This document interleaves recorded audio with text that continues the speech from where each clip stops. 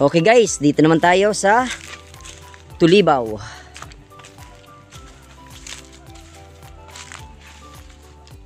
Nandito guys yung team.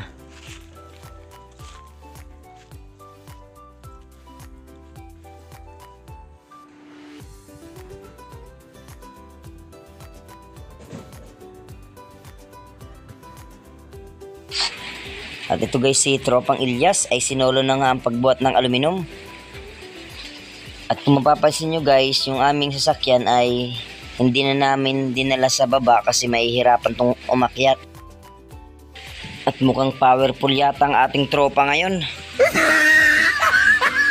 Tsaka kung mapapansin nyo guys, medyo matarik nga itong aming pagkakabitan ngayon kasi nasa baba ito. Kaya yung sasakyan ay hindi na namin kwinersa ang ibaba pa.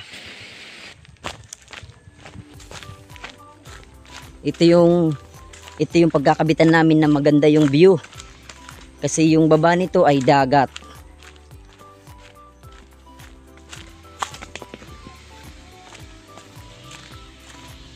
Para kanitong nasa Palawan.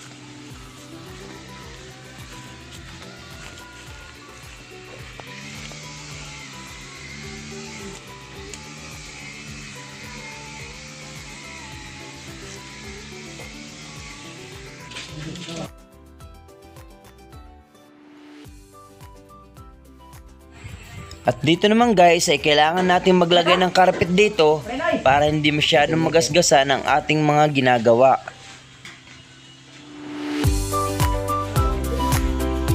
Abangan nyo guys ang part 2. Thank you for watching.